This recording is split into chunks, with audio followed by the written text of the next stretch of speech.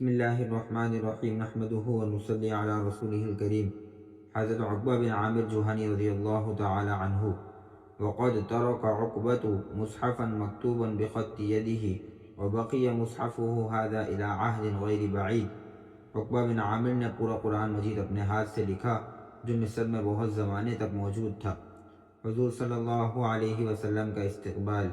اللہ کے رسول صلی اللہ علیہ وسلم ایک طویل انتظار اور شدید بے چینی کے بعد مدینہ طیبہ تشریف لا رہے تھے، اور مدینہ منورہ کے باشندے حضور صلی اللہ علیہ وسلم اور ان کے دوست حضرت ابوبکر صدیق رضی اللہ تعالی عنہ سے ملاقات کی خوشی میں اپنے گھروں کے دروازوں اور مکانوں کی چھتوں پر اکٹھے ہو گئے تھے۔ ان کے ہونٹوں پر تحلیل و تکبیر، لا الہ الا اللہ، اللہ اکبر کے کلمات تھے، اور مدینے کی کم سن اور بھولی بھالی بچیاں خوشی کے مارے گلیوں میں نکل پڑی تھیں۔ ان کے لبوں پر خوشی اور استقبال کے کلمات تھے جنہیں وہ ایک ساتھ مل کر بار بار دہرا رہی تھی۔ اقبل البدر علینا من ثنیات الوداع وجب الشکر علینا ما دعا للہ داع۔ ثنیۃ الوداع کی گھاٹیوں سے طلوع ہو کر 14ویں کا چاند ہمارے سامنے آ گیا۔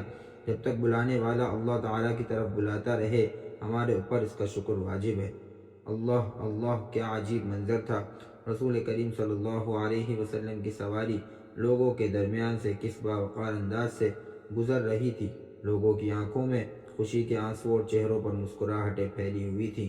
حضرت عقبہ بن عامر جوہنی رضی اللہ تعالی عنہ رسول اللہ صلی اللہ علیہ وسلم کا استقبال کرنے والوں میں شامل نہ ہو سکے، اس لیے کہ وہ اپنی بکریوں کو لے کر انہیں چرانے کے لیے وادیوں کی طرف نکل گئے تھے، کیونکہ بھوک پیاس کی وجہ سے ان کے ہلاک ہو جانے کا اندیشہ تھا، جبکہ یہ چند بکریاں ہی ان کا کل سرمایہ تھی جو اس فانی دنیا میں ان کی ملکیت تھی۔ یہ خوشگوار فضا جو مدینے پر چھائی ہوئی تھی، تھوڑے ہی عرصے میں اس کی خبر مدینہ کی دور و قریب کی وادیوں تک عام ہو گئی، ہر طرف خوشیاں پھیل گئیں۔ یہ خوشی کی خبر حضرت عقبہ بن عامر جوہنی رضی اللہ تعالی عنہ کے کانوں تک بھی پہنچ گئی، حالانکہ وہ مدینہ منورہ سے دور وسیع میدانوں میں اپنی بکریاں چراتے پھر رہے تھے۔ آپ صلی اللہ علیہ وسلم سے ملاقات۔ نبی کریم صلی اللہ علیہ وسلم سے ان کی ملاقات کیسے اور کن حالات میں ہوئی، اس کی تفصیل ہم انہی کے الفاظ میں بیان کرتے ہیں۔ رسول کریم صلی اللہ علیہ وسلم مدینہ منورہ تشریف لائے تو میں اس وقت مدینہ منورہ سے دور وادیوں میں اپنی بکریاں چرا رہا تھا۔ آپ صلی اللہ علیہ وسلم کی تشریف آوری کی خبر جیسے ہی مجھے ملی، میں نے بکریوں کو وہیں چھوڑا اور اسی وقت آپ صلی اللہ علیہ وسلم سے ملنے کے لیے مدینہ منورہ روانہ ہو گیا، اور بارگاہ نبوی میں پہنچ کر عرض کیا: تبایعنی یا رسول اللہ، اللہ کے رسول صلی اللہ علیہ وسلم آپ میری بیعت قبول فرمائیں گے؟ تو آپ صلی اللہ علیہ وسلم نے دریافت فرمایا: فما انت، تم کون ہو؟ میں نے جواب دیا: عقبہ بن عامر جوہنی۔ آپ نے فرمایا: ایما احب الیک، تبایعنی بیعت اعرابیۃ او بیعت ہجرہ؟ کون سی بیعت تمہیں پسند ہے، تم بیعت عربیہ کرو گے یا بیعت ہجرت؟ میں نے جواباً عرض کیا: بیعت ہجرت۔ اس کے بعد رسول اللہ صلی اللہ علیہ وسلم نے مجھ سے بھی انہی باتوں پر بیعت لی جن پر اور مہاجرین سے لی تھی۔ پھر میں آپ صلی اللہ علیہ وسلم کی خدمت میں ایک رات گزار کر واپس اپنی بکریوں کے پاس آ گیا۔ ہم لوگ کل 12 آدمی تھے جو اسلام لانے کے بعد اپنی بکریاں چرانے کے لیے مدینہ منورہ سے دور وادیوں میں رہتے تھے۔ ایک دن ہمارے ایک ساتھی نے کہا: اگر ہم رسول کریم صلی اللہ علیہ وسلم سے دین سیکھنے اور ان پر نازل ہونے والی وحی کو سننے کے لیے باری باری خدمت اقدس میں حاضری نہ دے سکیں تو ہمارے اندر خیر کی کوئی بات نہ ہوگی، اس لیے مناسب یہ ہے کہ روزانہ ہم میں سے ایک آدمی مدینہ منورہ جائے اور اپنی بکریاں باقی ساتھیوں کی حفاظت میں چھوڑ جائے۔ چنانچہ میں نے کہا: تم لوگ ایک ایک کر کے رسول کریم صلی اللہ علیہ وسلم کے پاس جاؤ اور ہر جانے والا اپنی بکریاں میرے حوالے کر جایا کرے۔ میری اس وقت دلی کیفیت یہ تھی کہ مجھے اپنی بکریوں سے بہت پیار تھا، میرا دل نہیں چاہتا تھا کہ بکریاں کسی کے سپرد کروں۔ اس کے بعد روزانہ صبح کو میرا ایک ساتھی حضور صلی اللہ علیہ وسلم کی خدمت میں جاتا اور اس کی بکریوں کو چرانے کی ذمہ داری میں انجام دیتا۔ پھر واپسی پر میں وہ تمام باتیں اس سے پوچھ کر معلوم کر لیتا جو وہ وہاں سے دیکھ کر اور سن کر آتا تھا۔ لیکن چند روز کے بعد میں نے اپنے آپ سے کہا: ویحک، امن اجلی غنیمات لا تسمن ولا تغنی، تفوت على نفسك صحبت رسول اللہ صلی اللہ علیہ وسلم والاخذ عنہ مشافہۃ من غیر واسطہ۔ بڑے افسوس کی بات ہے، تمہارا برا ہو، کیا تم ان چند حقیر سی بکریوں کو رسول کریم صلی اللہ علیہ وسلم کی صحبت اور ان سے براہ راست ملاقات اور دین سیکھنے پر ترجیح دیتے ہو، پھر میں اپنی بکریوں کو وہیں چھوڑ کر مدینہ منورہ کی طرف روانہ ہو گیا تاکہ وہاں پہنچ کر مسجد نبوی میں قیام کروں اور براہ راست رسول اللہ صلی اللہ علیہ وسلم سے دینی علم حاصل کروں۔ حضرت عقبہ بن عامر جوہنی رضی اللہ تعالی عنہ جس وقت یہ اہم فیصلہ کر رہے تھے اس وقت انہیں یہ معلوم نہ تھا کہ چند سال گزرنے کے بعد اللہ تعالیٰ ان کو اکابر علماء صحابہ رضی اللہ تعالی عنہم میں سے ایک زبردست عالم، بڑے قراء میں سے ایک مشہور قاری، عظیم فاتحین میں سے ایک نامور فاتح اور قابل ذکر لوگوں میں سے ایک کامیاب شخص بنا دیں گے۔ اور جب وہ اپنی بکریوں کو چھوڑ کر اللہ اور اس کے رسول صلی اللہ علیہ وسلم کی طرف جا رہے تھے تو ان کے دل میں بھی یہ بات نہ آئی ہوگی کہ وہ الدنیا دمشق کو فتح کرنے والے لشکر کے امیر ہوں گے اور اس کے سرسبز و شاداب باغات کے درمیان دمشق کے مشہور دروازے باب طومہ کے نزدیک اللہ تعالیٰ انہیں عالی شان مکان عطا فرمائے گا، اور انہیں اس بات کا بھی علم نہ تھا کہ ان کو دنیا کے سرسبز و شاداب ملک مصر کو فتح کرنے کی سعادت نصیب ہوگی اور وہ وہاں جبل مقتم کے دامن میں ایک خوبصورت مکان میں رہیں گے۔ یہ ساری باتیں مستقبل میں ہونے والی تھیں اور اللہ تعالیٰ کے سوا کوئی بھی انہیں نہیں جانتا تھا۔ مدینہ منورہ میں مستقل رہائش۔ مدینہ منورہ آ کر حضرت عقبہ بن عامر رضی اللہ تعالی عنہ نے مستقل طور پر رسول اللہ صلی اللہ علیہ وسلم کی صحبت اختیار کر لی۔ وہ سائے کی طرح ہمیشہ آپ صلی اللہ علیہ وسلم کے ساتھ رہتے۔ آپ صلی اللہ علیہ وسلم جہاں کہیں تشریف لے جاتے تو آپ صلی اللہ علیہ وسلم کے گھوڑے کی لگام ان کے ہاتھ میں ہوتی۔ آپ صلی اللہ علیہ وسلم جدھر بھی رخ کرتے وہ ہمیشہ آپ صلی اللہ علیہ وسلم کے آگے آگے چلتے، اور بسا اوقات آپ صلی اللہ علیہ وسلم انہیں اپنی سواری پر اپنے پیچھے بٹھا لیتے تھے، جس کی وجہ سے وہ ردیف رسول اللہ صلی اللہ علیہ وسلم کے لقب سے پکارے جانے لگے۔ بارہا ایسا بھی ہوتا کہ حضور صلی اللہ علیہ وسلم خود اپنی سواری سے اتر جاتے تاکہ وہ سوار ہو جائیں اور آپ صلی اللہ علیہ وسلم خود پیدل چلیں۔ حضرت عقبہ بن عامر جوہنی رضی اللہ تعالی عنہ فرماتے ہیں، ایک مرتبہ میں رسول اللہ صلی اللہ علیہ وسلم کے خچر کی لگام تھامے مدینہ منورہ کے ایک علاقے میں آپ صلی اللہ علیہ وسلم کے آگے چل رہا تھا۔ آپ صلی اللہ علیہ وسلم نے مجھے مخاطب کرتے ہوئے فرمایا، یا عقبۃ الا ترکب، عقبہ کیا تم سوار نہیں ہوگے؟ میرے دل میں آیا کہ کہہ دوں نہیں، مگر فوراً ہی احساس ہوا کہ کہیں اس میں حضور صلی اللہ علیہ وسلم کی نافرمانی نہ ہو جائے۔ میں نے کہا، بھلا یا نبی اللہ، کیوں نہیں اے اللہ کے نبی صلی اللہ علیہ وسلم۔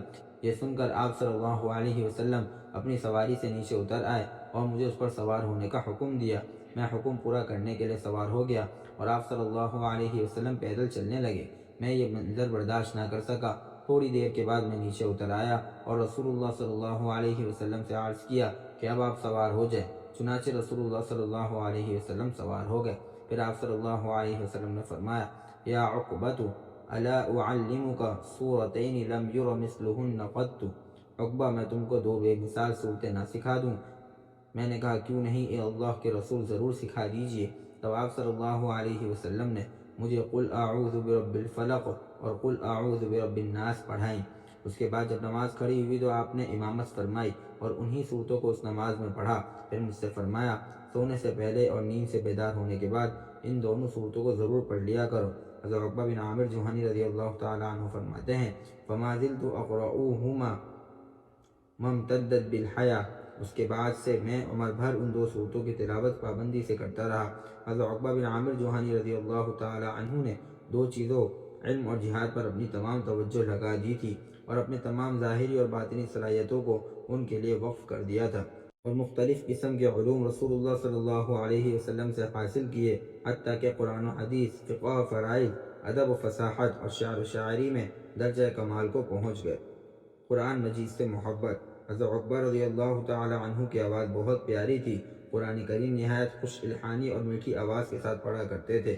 جب رات کا سناٹا چھا جاتا اور فضا پر سکون ہو جاتا تو یہ کتاب اللہ کی طرف متوجہ ہو جاتے، اور جب یہ قرآن مجید کی تلاوت شروع فرما دیتے تو صحابہ رضی اللہ عنہم پوری توجہ سے ان کی قرأت کو سننے کے لیے جمع ہو جاتے۔ ان کی قرأت سے اتنے متاثر ہوتے کہ اللہ کے خوف سے ان کی آنکھوں سے آنسو بہنے لگ جاتے۔ ایک روز حضرت عمر بن خطاب رضی اللہ تعالی عنہ نے ان کو بلایا اور فرمایا، اعرض علی شیئا من کتاب اللہ یا عقبہ، عقبہ مجھے قرآن مجید میں سے کچھ پڑھ کر سناؤ۔ چنانچہ انہوں نے قرآن حکیم کی آیات پڑھنی شروع کی، ایک تو رب العالمین کا کلام، دوسرے حضرت عقبہ بن عامر رضی اللہ تعالی عنہ کی پرسوز اور دل میں اتر جانے والی آواز۔ حضرت عمر رضی اللہ تعالی عنہ بے حد متاثر ہوئے ان کے اوپر بے اختیار گریہ طاری ہو گیا اور روتے روتے ان کی داڑھی آنسوؤں سے بھیگ گئی۔ حضرت عقبہ بن عامر رضی اللہ تعالی عنہ کو یہ عزت اور سعادت حاصل ہے کہ انہوں نے پورا قرآن مجید اپنے ہاتھ سے لکھا، جو مصر کی ایک جامع مسجد عقبہ بن عامر رضی اللہ تعالی عنہ میں بہت زمانے تک موجود تھا۔ اس کے آخر میں یہ الفاظ درج تھے: کتبہ عقبہ بن عامر الجہنی۔ حضرت عقبہ بن عامر رضی اللہ تعالی عنہ کا یہ مصحف دنیا میں پایا جانے والا قدیم ترین مصحف تھا، لیکن افسوس کہ یہ بھی زمانے کے حوادث کے نظر ہو گیا۔ جہاد میں سرگرمیاں۔ جہاں تک جہاد میں ان کی سرگرمیوں اور کارناموں کا تعلق ہے تو ہمارے لیے اتنا ہی جان لینا کافی ہے کہ حضرت عقبہ بن عامر جوہنی رضی اللہ تعالی عنہ غزوہ احد اور اس کے بعد پیش آنے والے تمام غزوات میں رسول اللہ صلی اللہ علیہ وسلم کے ساتھ شریک رہے۔ وہ ان بہادروں میں سے ایک تھے جنہوں نے دمشق فتح کرتے وقت بہت زیادہ شجاعت اور ہمت اور مردانگی کا مظاہرہ کیا، دشمن کے چھکے چھڑا دیے، اور امیر لشکر حضرت ابو عبیدہ بن جراح رضی اللہ تعالی عنہ نے اس کے صلے میں ان کو اس اعزاز سے نوازا کہ فتح دمشق کی خوشخبری انہی کے ذریعے امیر المؤمنین حضرت عمر بن خطاب رضی اللہ تعالی عنہ کی خدمت میں مدینے بھجوائی۔ وہ ایک جمعے سے دوسرے جمعے تک 8 دن 7 راتیں رکے بغیر تیز رفتاری کے ساتھ سفر کر کے وہاں پہنچے۔ حضرت عمر رضی اللہ تعالی عنہ کو فتح عظیم کی خوشخبری سنائی۔ وہ اس لشکر اسلام کے قائدین میں سے بھی تھے جس نے مصر کو فتح کیا تھا، اور اس کا بدلہ امیر المؤمنین حضرت معاویہ بن ابی سفیان رضی اللہ تعالی عنہما نے یہ دیا کہ انہیں 3 سال تک کے لیے وہاں کا گورنر مقرر کر دیا۔ پھر حضرت معاویہ رضی اللہ تعالی عنہ نے انہیں جہاد کے لیے بحر ابیض متوسط میں واقع جزیرہ روڈس میں بھیج دیا۔ جہاد سے ان کے شوق و تعلق کا یہ عالم تھا کہ انہوں نے جہاد سے متعلق بہت سی احادیث نبویہ کو یاد کر لیا تھا اور ان کی روایت خاص طور پر مسلمانوں سے کرتے تھے۔ وہ بڑی محنت اور شوق و دلچسپی کے ساتھ تیر اندازی کی مشق کرتے اور اس میں پوری مہارت پیدا کرنے کی کوشش کرتے۔ جب کبھی کھیل کا شوق دل میں پیدا ہوتا تو یہ تیر اندازی کر کے اپنا دل بہلاتے تھے۔ وفات سے قبل کی 3 نصیحتیں۔ جب حضرت عقبہ بن عامر جوہنی رضی اللہ تعالی عنہ مرض الموت میں مبتلا ہوئے تو انہوں نے اپنے بیٹوں کو پاس بلا کر یہ نصیحت کی: یا بنی انہاکم عن 3 فاحتفظوا بہن، لا تقبلوا الحدیث عن رسول اللہ صلی اللہ علیہ وسلم الا من ثقہ، ولا تستدینوا ولو لبستم العبا، ولا تكتبوا شعرا فتشغلوا به قلوبکم عن القرآن۔ اے میرے بیٹو، میں تم کو 3 باتوں سے روکتا ہوں، ان کی سختی کے ساتھ پابندی کرنا۔ نمبر 1، رسول اللہ صلی اللہ علیہ وسلم کی حدیث کبھی کسی غیر ثقہ یعنی ضعیف راوی سے قبول نہ کرنا۔ نمبر 2، پھٹے پرانے کپڑے پہن لینا لیکن کبھی کسی سے قرض نہ لینا۔ نمبر 3، اشعار کبھی نہ لکھنا یعنی شعر گوئی کو اپنا رات دن کا مشغلہ نہ بنا لینا کہ اس کی مشغولیت کے نتیجے میں تمہارے دل قرآن کی تلاوت اور اس کے سمجھنے سے غافل ہو جائیں گے۔ اور جب ان کی وفات ہو گئی تو انہیں جبل مقطم کی اونچی سطح پر دفن کیا گیا۔ پھر جب لوگ ان کے چھوڑے گئے مال کی طرف متوجہ ہوئے تو معلوم ہوا کہ انہوں نے 70 سے اوپر کمانیں چھوڑی ہیں اور ہر کمان کے ساتھ ترکش اور تیر بھی ہیں، اور ان کے متعلق ان کی یہ وصیت موجود تھی کہ انہیں اللہ کی راہ میں وقف کر دیا جائے۔ اللہ تعالیٰ ان زبردست قاری، عالم اور غازی حضرت عقبہ بن عامر جوہنی رضی اللہ تعالی عنہ کے چہرے کو تر و تازہ رکھے اور انہیں اسلام اور مسلمانوں کی طرف سے بہترین اجر سے نوازے، آمین۔